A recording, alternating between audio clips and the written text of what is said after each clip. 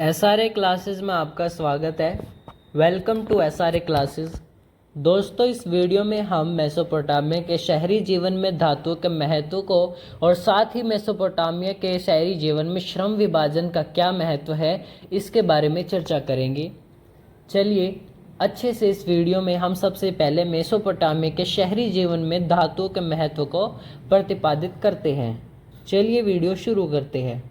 देखिए, मेसोपोटामिया के शहरी जीवन में धातुओं का विशिष्ट महत्व था।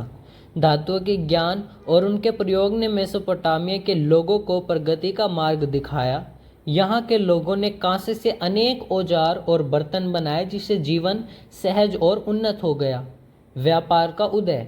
धातुओं की वस्तुओं के आयात निर्यात से व्यापारिक संस्थानों का उद्भव हुआ।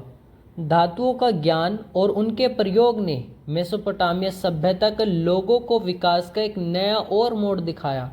वहाँ के शहरी जीवन का उन्नत होने का एकमात्र कारण धातुओं की कुशलता से प्रयोग करना था। यहाँ के लोग कांस्य नामक धातु से अनेक औजार, बर्तन एवं उपयोगी वस्तुएं बनाई, जिससे वहाँ का जीवन सहज हो गया तथा धातुओं से बने उपयोगी वस्तुओं का आयात निर्यात भी होने लगा। अनेक व्यापारिक संस्थानों का उद्भव हुआ। साथ ही मेसोपोटामिया में धातुओं का उपयोग बर्तन बनाने, औजार बनाने और मोहरे बनाने के लिए भी प्रयोग किया जाता था। धातुएं मुख्य रूप से आयात की जाती थी खाड़ी पार के देशों से, ईरान से तथा तुर्की से।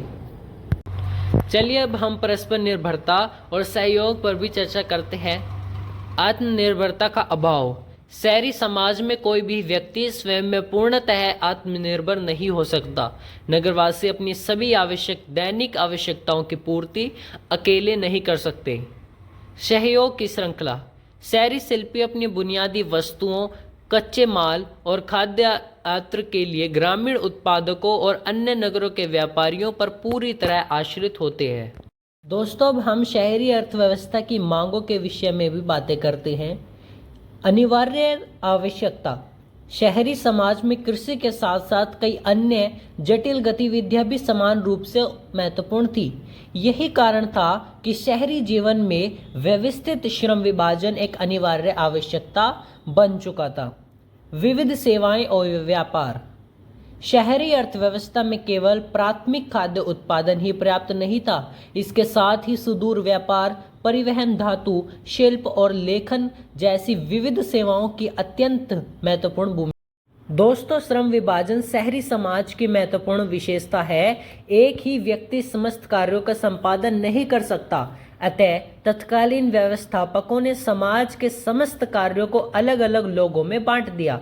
शहरी जीवन में श्रम विभाजन का होना बहुत ही आवश्यक था, क्योंकि शहरी अर्थव्यवस्था में खाद्य उत्पादन के अतिरिक्त व्यापार तथा तरह तरह की सेवाओं की भी महत्वपूर्ण भूमिका होती थी। नगर में कहीं भी लोग आत्मनिर्भर नहीं हो सकते, क्योंकि वे अपनी सभी आवश्यकताएं स्वयं पूरी नहीं कर सकते।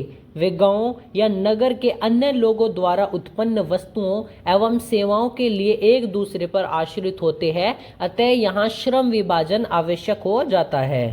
दोस्तों, शहरी अर्थव्यवस्था में हर व्यक्ति आत्मनिर्भर नहीं होता। कारीगरों ने मोहर तराशने और औजार बनाने जैसे कार्यों में विशेषता हासिल की।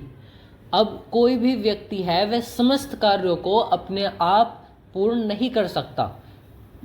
मान लेते हैं कि यदि कोई किसान है, उसको बर्तन औजार की ज़रूरत है, तो इसलिए वह दूसरे पर आश्रित है।